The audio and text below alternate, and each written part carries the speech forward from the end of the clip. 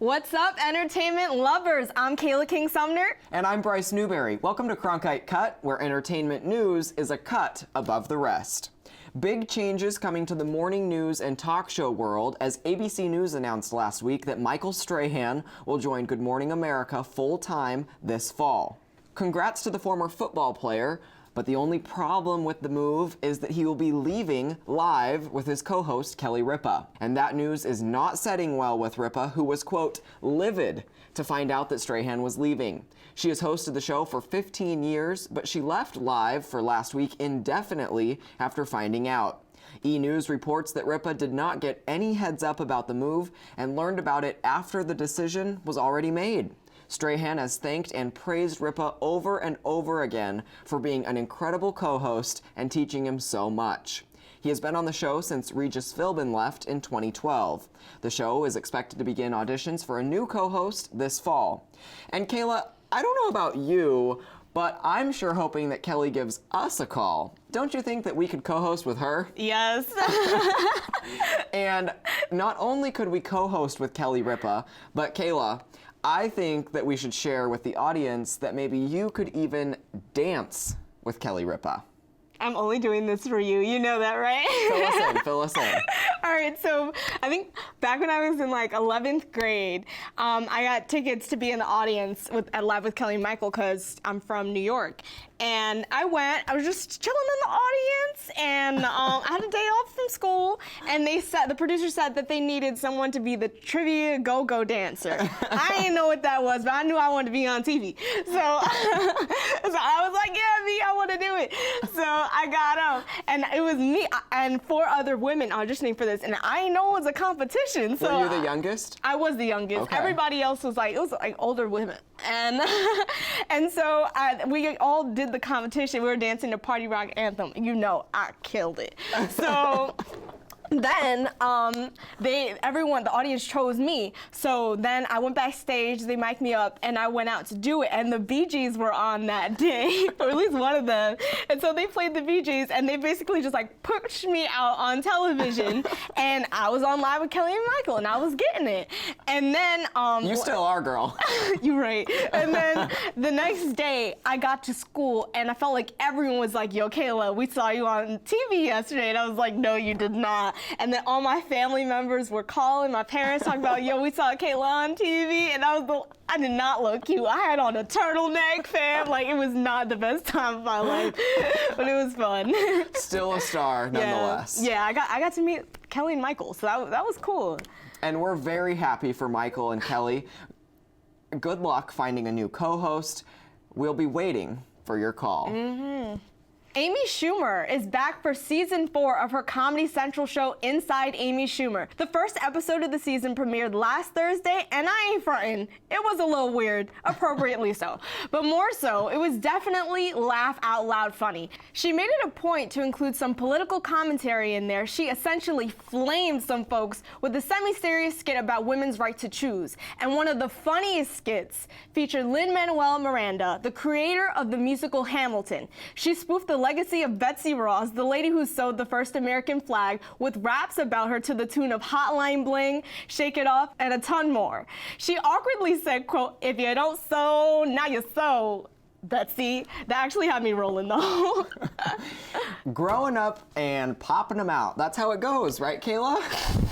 No. Well, apparently for Nick Carter, that's how it goes. Let's all welcome the former Backstreet Boy to fatherhood. He and his wife, Lauren Kit Carter, welcomed their son, Odin Rain, to the world last week. The couple had a Game of Thrones-themed baby shower the day before in Los Angeles. Nick was a contestant on the last season of Dancing with the Stars, where he learned on live TV that he was having a boy. Congrats from the cut. Yo, Bryce, did you hear that some of the hottest recent celeb juice was low-key here on campus? I did, but I wasn't there. Oh man, all right, y'all, let me spill. Anna Kendrick and Adam DeVine from Pitch Perfect came to the ASU Tempe campus last Wednesday to promote their new film, Mike and Dave Need Wedding Dates, which also stars Zac Efron and Aubrey Plaza.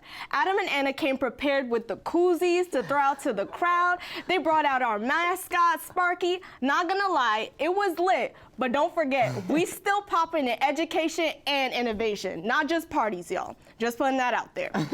But at the end, Adam and Anna gave out tickets to a free advanced screening of the movie just for ASU students and stuck around to take selfies with a couple of lucky fans. And our own Melanie Abramoff, my boo, has more on the story. I'm currently standing in front of ASU Sun Devil Campus store where Anna Kendrick and Adam DeVine are greeting and meeting their fans for their new movie, Mike and Dave Need Wedding Dates, also starring Zac Efron and Aubrey Plaza. I hear that this is not a party school. We've been told to say that it is not a party school. Adam DeVine, workaholics. I have a quote written on my chest for this guy. Really? You Yeah, do? Wait, like tattooed? Let's see it. Okay, wait. Let's see. Oh, wow. Can That's you... the way it's in protein shakes. Adam DeVine, workaholics, baby. We're basically cattle. They just take us from place to place, poke us, tell us to smile. You're amazing. Okay, thank you. They gave out drink koozies promoting their movie, and whoever caught one got to take a picture with them in the photo booth like these two lucky students. He was so happy with those hands and caught one of these Yeah, splooges. I was like young Larry Fitzgerald out there. Caught that. I mean, if I can get her to sign my face, then I can probably get a picture, right? Is that how that works? I think so. I mean, if I'm that close already, they can probably happen at the same time. Can you tell me what is working with Anna and nobody right? I don't like it. Oh, Not a fan of her. not a fan. And the stars were certainly as sarcastic and playful as their movie scenes. For Cronkite Cut, I'm Melanie Abramoff. Thanks, Melly Mel. Now let's go to Halla for the latest in music news. Unfortunately, we're starting today off with some sad news. Music icon Prince died last Thursday at the age of 57.